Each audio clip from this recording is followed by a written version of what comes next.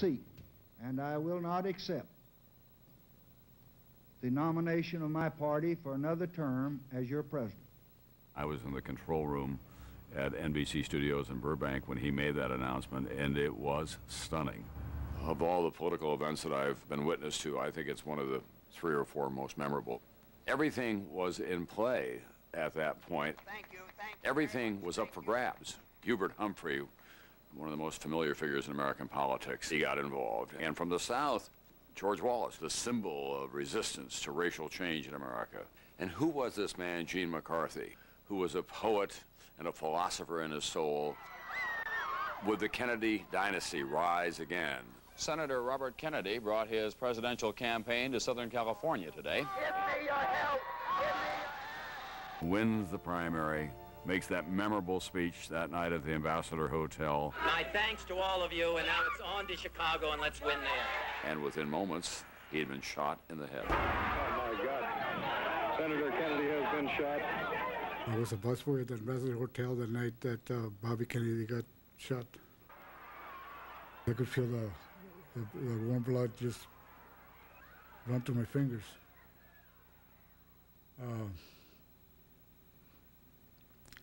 So I started yelling for a doctor.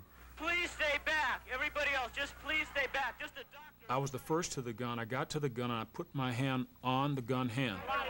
People started to kick Sirhan, and they were stomping on him, and I just think I was numb.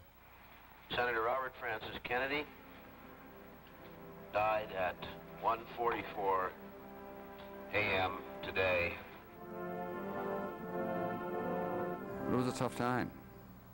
You wondered who we were, that we could have that much hate and that much violence ingrained in our lives.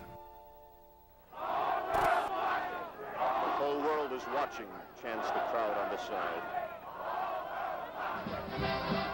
My job at the 1968 Democratic Convention was to keep track of the California delegation. And night after night in the streets, the protesters and the cops were going after each other. We wanted to put forward on the streets the strongest resistance possible to Lyndon Johnson's war in Vietnam. The police were edgy, the National Guard was edgy, the demonstrators were edgy. The police, they were in a blood frenzy. That's the only way I could describe it. They started shooting tear gas. I was saying, press, press, press, and flashing my press card. And that seemed to aggravate them even further, clubbing me and pushing me into a plate glass. So you were demonstrating today? No, I was down merely to observe, trying to get a color story for a paper. There's just no question that the Chicago police lost control. On the other hand,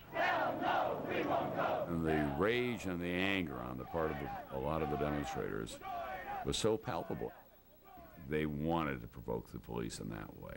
They wanted to create anarchy in the streets. It became a so-called police riot, but in my own heart, I know we didn't riot. Sometimes when someone gets right in your face and wants to punch you, then you're going to punch back. There was no malice, nobody went out to kill anybody, and nobody got killed. I remember walking down one night between a column of National Guardsmen and demonstrators 4 feet away from them, all the same age. And I thought, I am walking down through the division line of America. How will we ever heal this? How will we ever get it put back together again?